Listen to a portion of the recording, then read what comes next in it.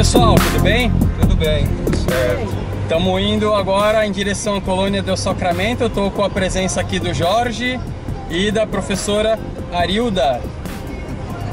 Nós viemos, na verdade, para o congresso, né? Não sei se já foi mencionado antes, vai ser mencionado depois, vai estar na edição.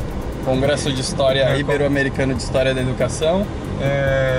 Eu sou de Presidente Prudente, eu estou lá naquela região atualmente e realizo pesquisas em História da Educação e História das Mulheres, das docentes especificamente.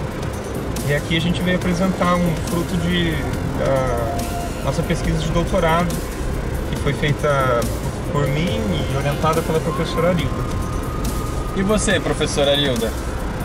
Eu? Falo aí ou falo aqui? Pode falar para as duas aqui. Bom, eu posso dizer boa tarde, bom dia, boa noite, não sei qual é o horário que vocês vão ouvir. Depende do fuso horário, né? Depende de onde vocês estão, mas... Então, nós estamos muito felizes porque a gente nunca tinha vindo ao Uruguai, a Montevidéu, uma cidade muito bonita. O dia que vocês puderem vir, venham, vão gostar muito. E a ideia nossa foi vir lançar um livro de História da Educação Brasileira, aqui nesse congresso latino-americano de História da Educação, o que é muito bom porque a gente conheceu bastante professores de outros países, né, do próprio Uruguai, da Argentina, do México, enfim, alguns portugueses, e esse intercâmbio é fundamental. Um dia que vocês saírem daí e vierem para cá ou para outro lugar, vocês vão perceber como tudo é diferente. Agora há pouco mesmo o Jorge estava conversando com o professor Rafael que a marcha é diferente do carro. Eu falei, no Brasil também é, só que a gente só vai percebendo as coisas quando nós estamos em outros lugares. Mas é um prazer falar com vocês, espero que vocês gostem da nossa narrativa, que é falar um pouco sobre o nosso livro, que é um livro que tem tudo a ver com vocês, é a história da educação no Brasil. Como o Brasil foi educado ou deseducado, Sim. Como foi escolarizado, ensinado, aprendido por vocês e por nós. E daí a gente vai tentando nesse trabalho, que o Jorge vai falar um pouco, e eu, sobre como que a gente fez o livro, como que a gente cria um livro, né? E um livro bacana, que eu acho que vocês vão gostar muito, porque ele tem um diferencial especial, que são as charges. A gente chama charge no Brasil, mas aqui no Uruguai descobrimos que pode ser caricaturas. Ilustrações, outros nomes, mas a ideia é assim, botar um pouco de humor no trabalho. Sim. E quem fez as charges Foi eu, as charges são de minha autoria. A ideia, a princípio, quando a Arilda fez a proposta, não era que eu fosse fazer as charges, mas que a gente pegasse cada autor, porque o livro tem 16 autores, Sim.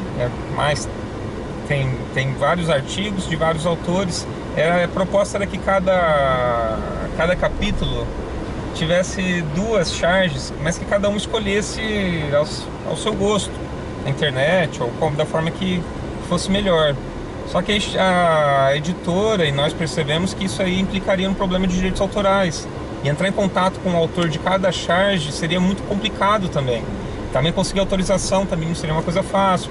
Eventualmente teríamos que pagar para esses autores ou arcar com os problemas judiciais se pegássemos sem autorização. Também não faríamos isso. E aí, para o meu artigo, eu resolvi fazer as charges. Eu fiz duas. E eu desenho, sempre desenhei, nunca deixei de desenhar. Aí você acabou atrelando o seu hobby, o desenho, a produção artística com a pesquisa científica. Na realidade é assim, aí eu vou falar um pouco.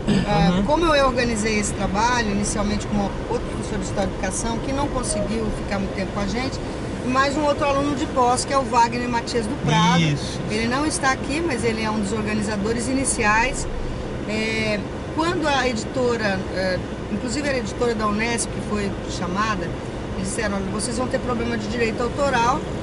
E aí eu fiquei assim, puxa, quem que poderia fazer?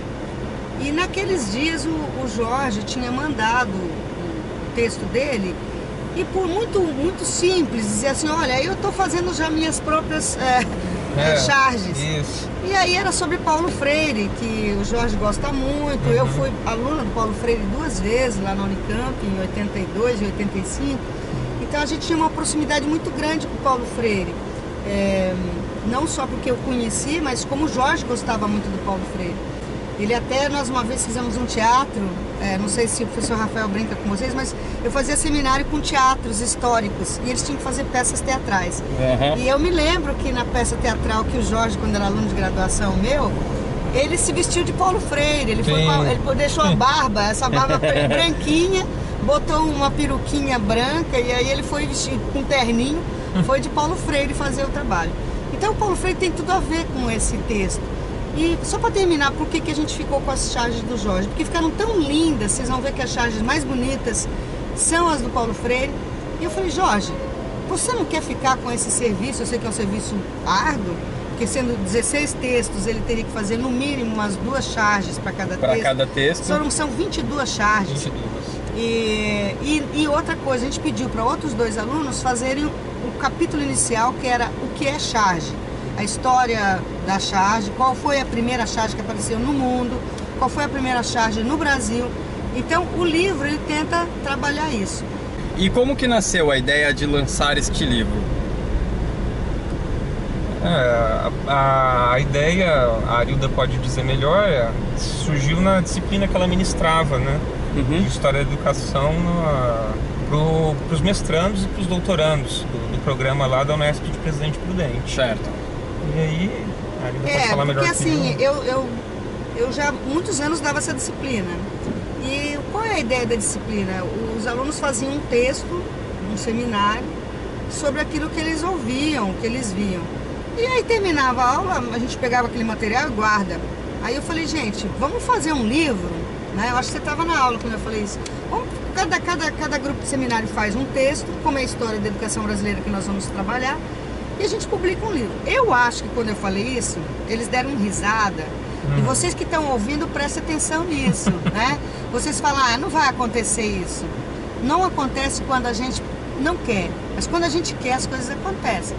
E foi o que deu. Então, quando terminou o curso, eu juntei todos os textos e comecei a organizar com esse outro aluno, Wagner, enfim. Só que demorou muito. Nós ficamos 5 anos fazendo esse trabalho. Porque como eram 16 autores, muitos desses alunos começaram a ir embora. Então, por exemplo, nós temos alunos que estão em Bauru hoje, que estavam no curso. Sim. Temos um colega que hoje é um palhaço, chama Palhaço Fezes, que é o Antônio Sobreira, está em João Pessoa ou em Campina Grande, na Paraíba.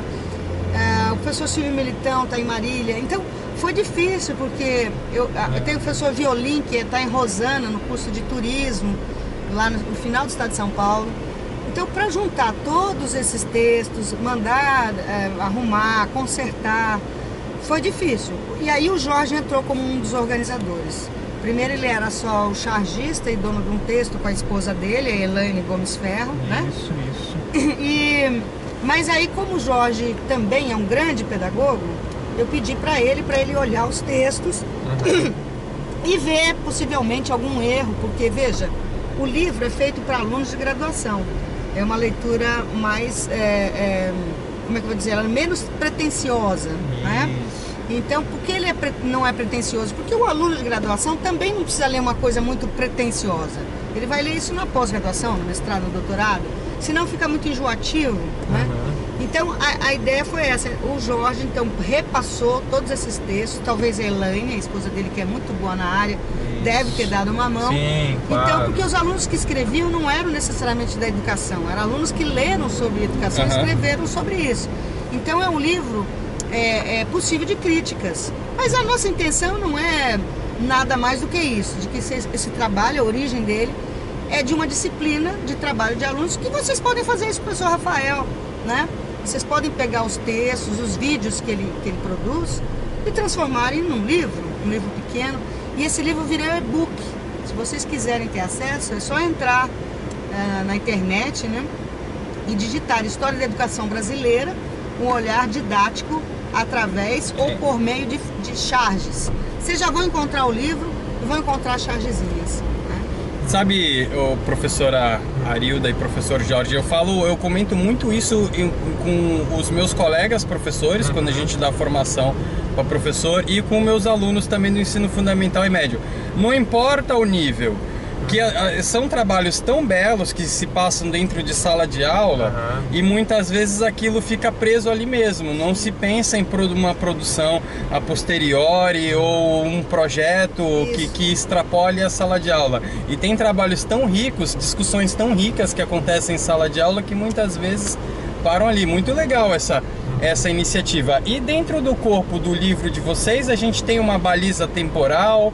Ele está organizado por capítulos seguindo uma temática ou seguindo uma baliza temporal? Como que é? Ele segue uma estrutura até que clássica já da história da educação brasileira. De longa duração, né? De longa duração. Desde o período colonial? Desde o período colonial, perpassa toda a história... Jesuítas?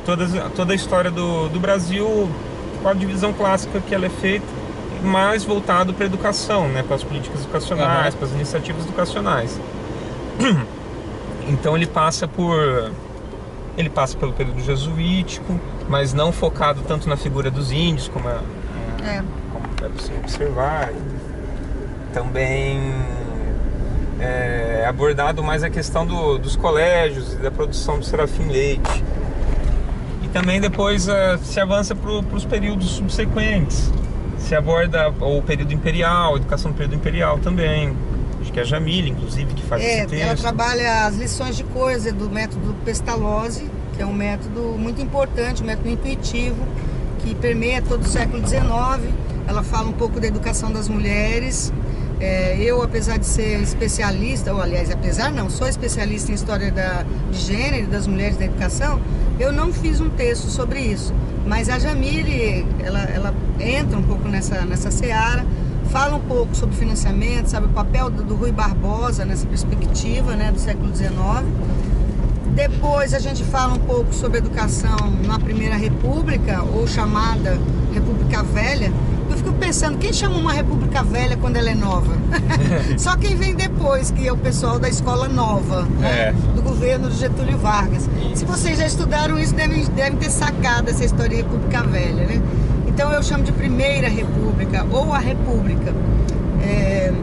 E aí então a gente vai trabalhar um pouco o papel dos coronéis, a política do voto de cabresto, que vocês já devem ter ouvido falar, a obrigação de todos votarem nos mesmos senhores de elite, do café. Depois a gente vai para o período do Vargas, e no Vargas a gente divide ele em 2 tempos históricos.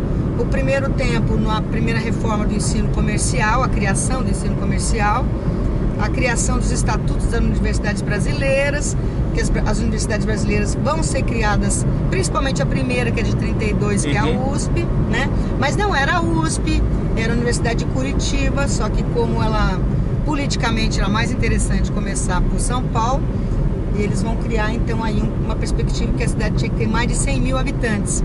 Curitiba tinha 82 mil habitantes, então a primeira universidade vai ser a USP, né? Bom, aí depois a gente fala um pouco, é o Francisco Campos. O Jorge faz um desenho maravilhoso, uma caricatura belíssima do Francisco Campos. Depois a gente pega o segundo período, que eu considero o mais importante de Vargas, que é do Gustavo Capanema. Gustavo Capanema foi o segundo ministro, até porque o Francisco Campos transformou-se em interventor de Vargas. Ele era chamado Chico Ciência, não é o Chico Science, viu? É o Chico Ciência. E muito inteligente, mineirão bom.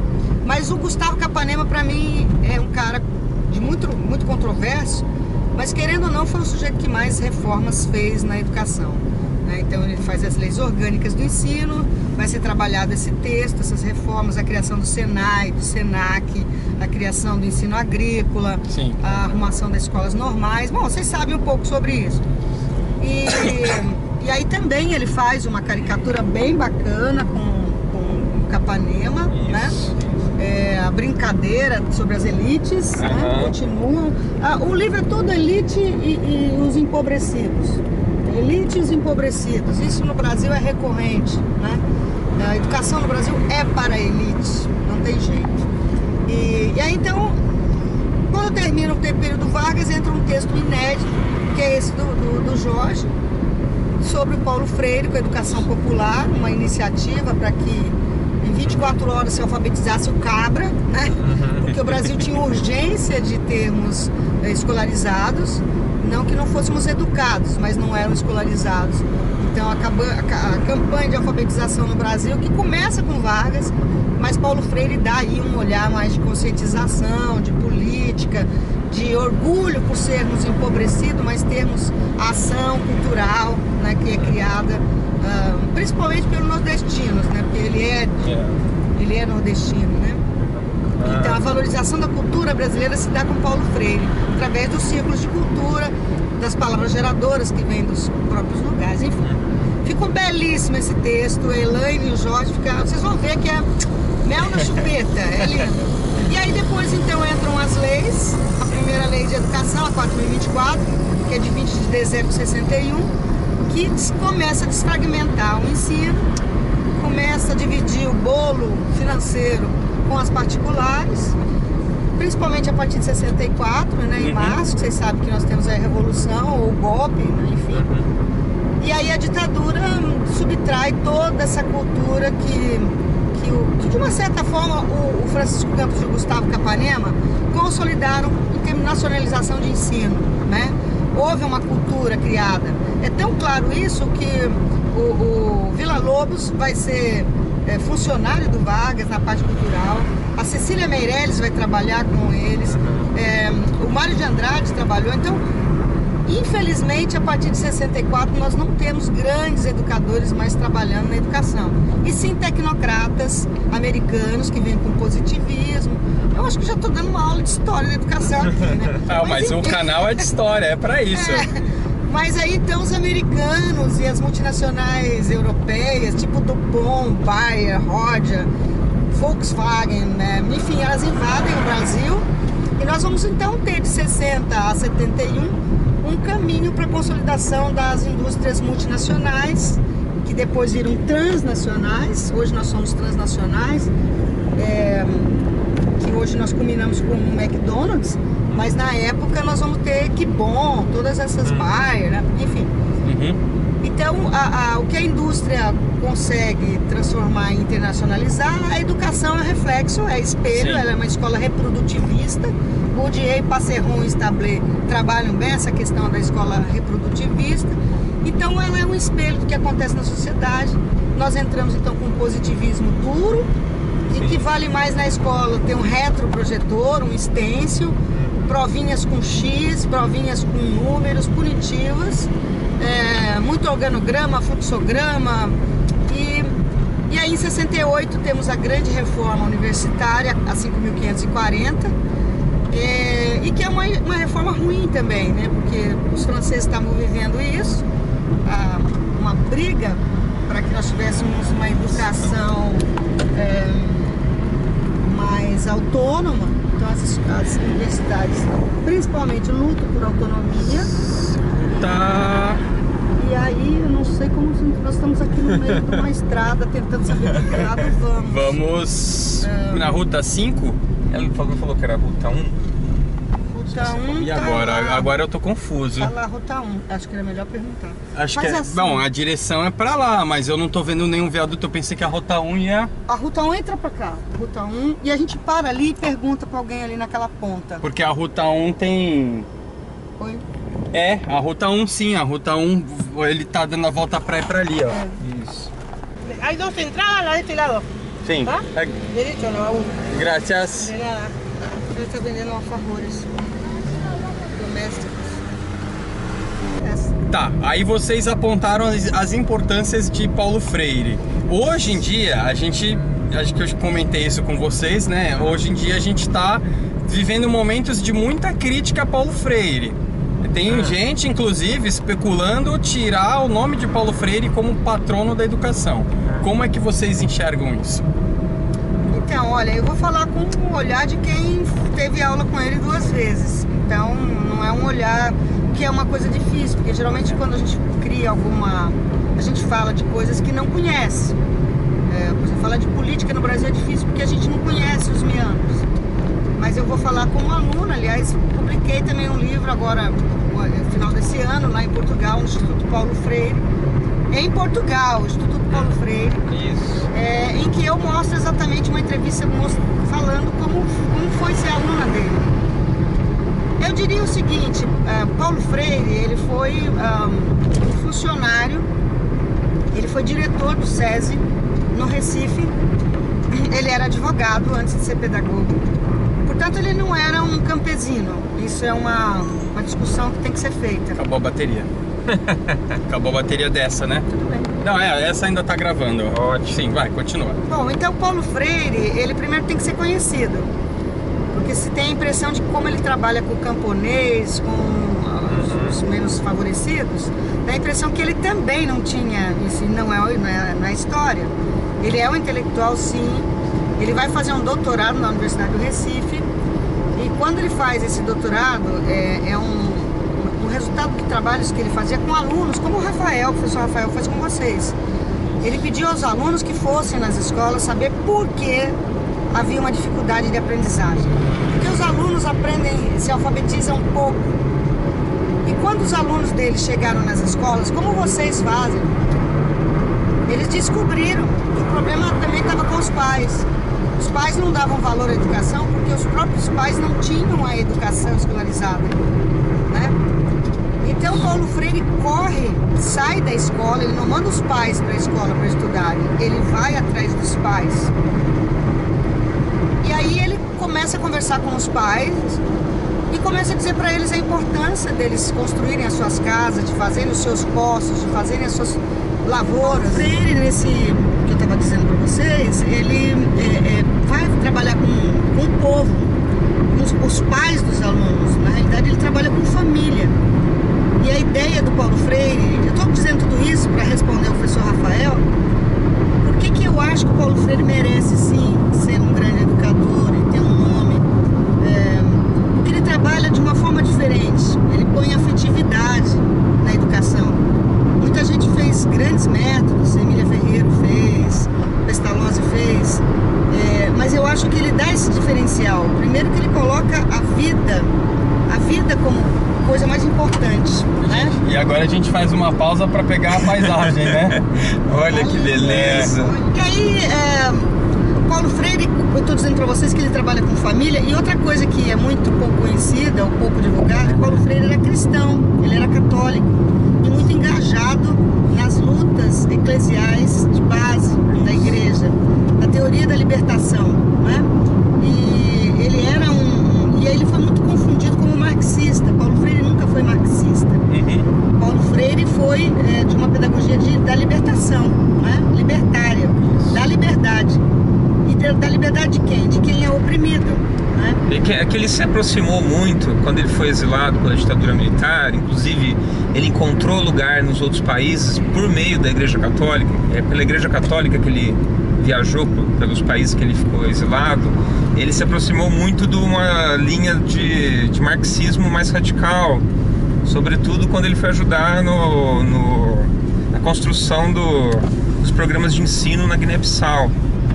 Por isso que se confunde muito. Sim, mas assim, no início, a Gênese, quem ajuda muito ele no exílio, inclusive, é a própria igreja. Sim. Fornecendo lugares para que ele pudesse ficar, né? Isso. Uruguaia. Pesos uruguaios. Bueno. Bom, só para fechar. Então, isso é tão interessante, a questão da afetividade da família para Paulo Freire, que ele cria um método de alfabetização que está fundamentado na família. Como ele diz, você tem o pai, a mãe e os filhos, e aí os filhos casam, e tem também seus filhos, né? E seus filhos casam. O que é família? É uma composição de pessoas que vão se juntando e formando outras famílias, não é isso? Então Paulo Freire, quando ele cria o método de alfabetização dele, presta atenção que isso é uma coisa bem bacana. Ele cria como famílias. Ele vai dizer que o B com o A é uma família do Ba, do Bu, do Bo, do Bi. Ele nem trabalha com a E e o U, né? E você tem a família do Lá, do Li, do Ló, do Lu. E quando você junta a família do Ba com a família do Lá, se cria uma outra família que é a palavra bala, né? Por exemplo. Então ele vai tentar fazer as palavras, as conexões de letra, de sílabas, de uma forma família. Ele trabalha com perspectiva de famílias. E vocês não podem se esquecer que o método dele é para adulto, é para pessoas menores de idade, é para pessoas que não estudaram ainda. Eles têm uma coisa muito importante que é a conscientização do que eles são, mas eles não entendiam como que isso é colocado na escrita. Então por isso que ele vai buscar nesses campos, nas redes, nos pescadores, ele vai buscar as palavras geradoras do próprio lugar, da própria cultura. Daí que ele trabalha com a palavra tijolo, que é uma palavra bem significativa para o trabalhador. Ele não vai trabalhar com uva, ele não vai trabalhar com champignon. Champignon não é conhecido do trabalhador, né? Ele não vai trabalhar com geleia de cranberry, né? Ele vai trabalhar com rede, ele vai trabalhar rede de pesca. A palavra Benedito, quem se chama Benedito no Brasil? Geralmente é o trabalhador. Ele não vai colocar o nome de Michael, de Jackson, né? Ele vai trabalhar. Então, ele usa a cultura. O que é cultura? É o fazer, né? É o fazer. Tudo que a gente faz, que a gente constrói, é cultura. Então, quando você constrói um poço, quando você constrói uma casa, você está fazendo cultura, né? Você faz uma comida. Paulo Freire gostou muito de trabalhar com culinária, adorava comida. Achava a comida uma das partes fundamentais da cultura. Veja, então, o método de Paulo Freire é para adulto. Eu tenho uma amiga lá em Presidente Prudente, a Onaide Olímpia, que o Jorge foi aluno. Eles pegaram agora o método Paulo Freire e transformaram para crianças. Eu tenho até um vídeo, se vocês quiserem olhar na internet, vocês colocarem Arilda, vídeo sobre alfabetização de Paulo Freire para crianças. Tem lá uma reportagem que a Globo, acho que foi a Globo, fez, TV Fronteira, sobre a Onaide colocando nas escolas para crianças o método. Mas aí, tudo isso eu quis para responder o seguinte: e Paulo Freire foi muito punido. Ele foi, de fato, um dos poucos exilados no Brasil que foi exilado mesmo. Primeiro por uma forma errônea, acharem que ele era um subversivo, que ele era marxista. Ele não era, pelo menos até esse momento. Quem era mesmo, de fato, fez o seu autoexílio, uma boa parte. Outros foram obrigados. Mas Paulo Freire, ele vai ter que ir para outros países. Começa na América Latina, depois ele segue. O Jorge até que falou de Guiné-Bissau, mas ele também ficou na Suíça, no tempo de Genebra. Andou muito. E quem perdeu com isso foi o Brasil. Porque nessas andanças ele foi alfabetizando esses povos independentes. À medida que cada colônia sendo independente em cada país, as comunidades eclesiásticas chamavam as igrejas e Paulo Freire divulgava o método. Daí ele ter sido um sujeito que extrapolou o Brasil. Ele é mais conhecido, né, Jorge? Ele passou por, nessas andanças, nesse exílio, ele acabou passando por todos os continentes. Ele viajou literalmente o mundo inteiro, levando essa proposta educativa que ele criou, essa filosofia da educação, essa pedagogia, é que o levou para o mundo inteiro. As pessoas queriam ouvi-lo. Ele chegou a ser professor da Universidade de Harvard, nos Estados Unidos até, por conta do trabalho dele, que não era bem quisto pelas autoridades militares na época. Só para fazer uma fala que eu acho que é importante, na disciplina dele, no curso que eu fiz com ele tinha duas queixas sobre a vida dele, porque a gente falava: pô, professor, o senhor é tão famoso, o senhor fez tanta coisa boa. E ele disse assim: eu fui punido duplamente pelo governo brasileiro. Primeiro porque eu fiquei quase 30 anos sem poder comer a minha farinha, sem comer o meu jabá, sem conversar com os meus amigos, sem ouvir música da minha terra, sem ver meus primos, meus parentes, meus amigos, sem poder viver, ser brasileiro no Brasil. E uma segunda coisa que me foi tirada foi a possibilidade de eu não ver o enterro da minha mãe. Isso. Ele pediu várias vezes, quando a mãe dele faleceu, que ele recebeu a notícia, para pegar um avião, ficar em solo tempo suficiente do enterro, e ele sugeriu que terminasse o enterro e ele já entrava no avião e voltaria para onde ele estava. E infelizmente o governo dos militares, essa ditadura forte, via nele como uma figura tão perigosa que não permitiram. Então ele sofreu muito de não poder ver a mãe pela última vez e nem ter, quer dizer, a saudade dele não era só do país, era da família. De novo eu volto a vocês quando eu falo, ele merece o título de ser o patrono da educação brasileira. Eu digo que sim porque ele trabalhou a afetividade. Ele trabalhou uma coisa que é fundamental para vocês, para mim, para o Rafael, para o Jorge, que é assim, você ter ramos, você ter raízes. Família não é só aquela que você nasceu, mas a família que eu digo é a afetividade que você tem com seus amigos, com o seu lugar, né? Então o Paulo Freire, ele conseguiu juntar tudo isso. É a minha opinião. Claro que nós vamos ter e podemos ter e devemos ter resistências, as pessoas podem pensar o contrário, mas eu acredito muito que ele foi um grande educador, viveu para isso, foi punido por isso, tinha muito estudo. O Jorge até pode falar um pouco aí, porque ele tem uma charge, que ele brinca, que o Rubem Alves, que também foi meu professor, teve, né? Conta um pouco a história do Rubem Alves, que é um professor da Unicamp, que também já faleceu. Isso. Quando o Paulo Freire voltou do exílio, ele dizia sobre o retorno do Paulo Freire ao Brasil, e ele passou por diversas universidades, foi professor na PUC, na USP, na Unicamp. E quando ele foi para a Unicamp, para ele ser aceito na Unicamp como professor, para dar um título de doutor para ele, requeriram um parecer, alguém que chancelasse, alguém que dissesse se era importante ter a presença desse professor naquela universidade ou não. Logo, Paulo Freire, que era essa figura internacionalmente conhecida, e o Rubem Alves foi esse professor muito famoso, que era da Unicamp, que trabalhou com educação, estudos e pesquisas na área de educação, foi esse professor escolhido para fazer esse parecer sobre Paulo Freire.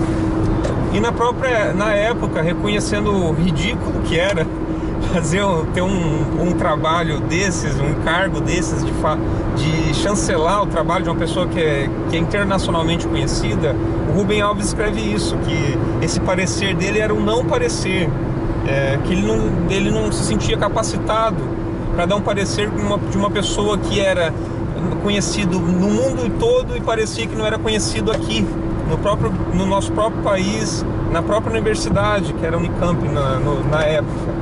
Então essa charge que eu faço no livro é sobre esse parecer que pediram para o Rubem Alves. Depois a gente pode disponibilizar na edição do vídeo essa charge específica, que é bem interessante. E é isso.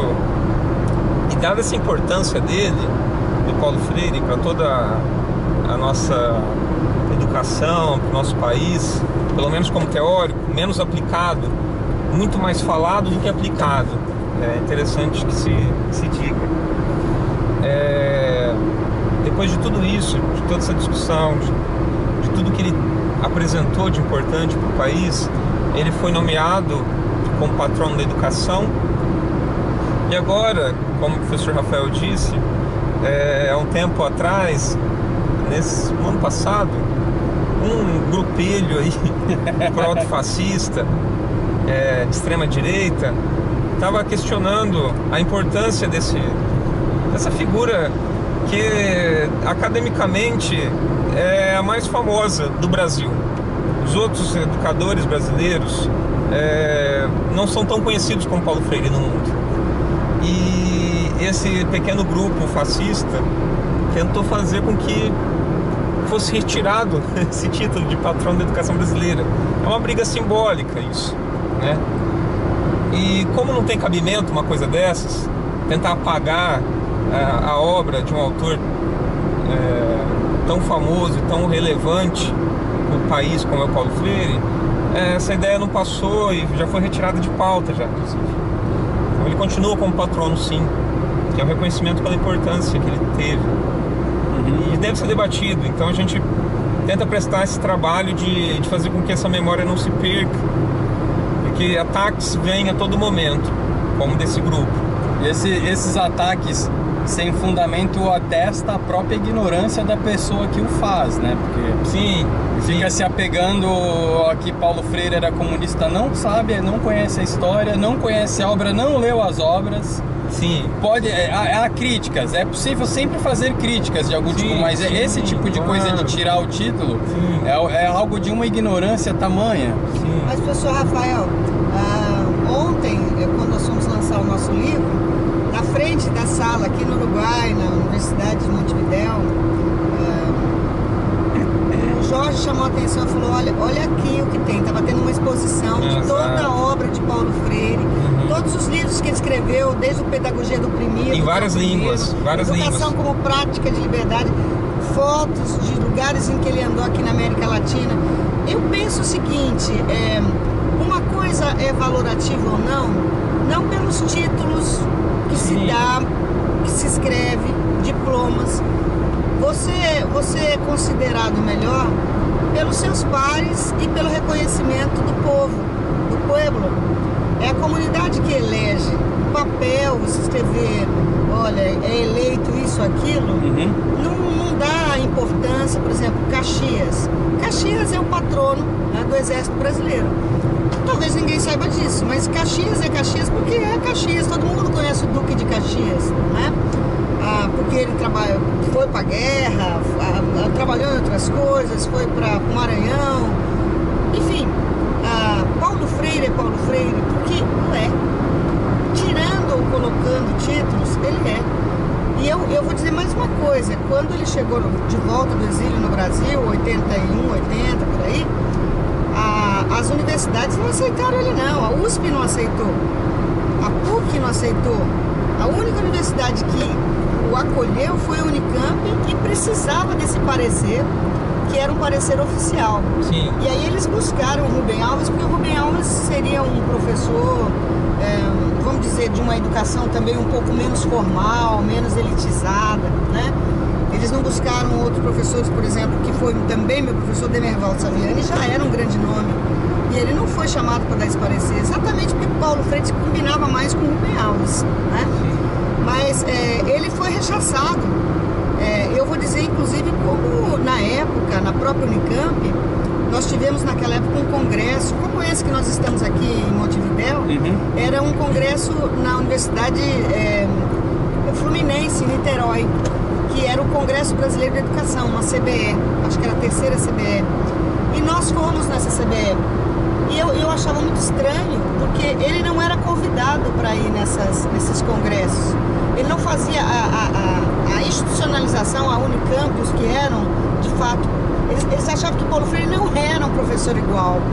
Então ele não era convidado. Ele começou a ser convidado para congressos quando a notoriedade dele aumentou e ele se filiou ao grupo do PT e foi trabalhar com o MOVA, que era o Movimento de Jovens e Adultos, na Prefeitura de São Paulo, a convite da Luísa Erundina.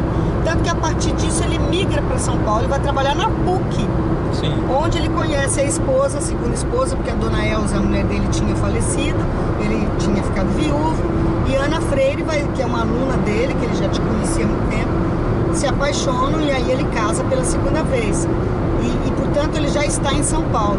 Mas Paulo Freire tinha um motorista chamado Bernardo, eu tenho até uma foto com ele, que a gente comia muito quando terminava a aula.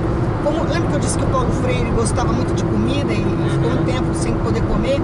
Ele terminava a aula sempre uma meia hora antes, para a gente continuar a aula em restaurantes de caminhoneiros.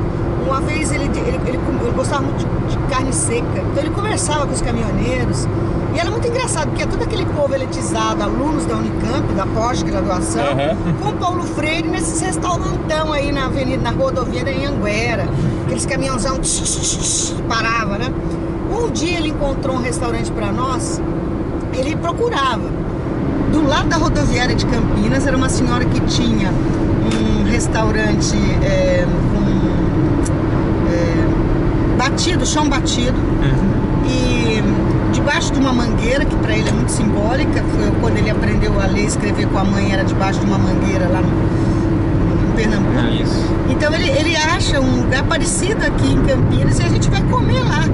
Então era uma mesa simples, modesta, um banheiro lá fora, um fogão de lenha, e fomos comer. Então ele procurava lugares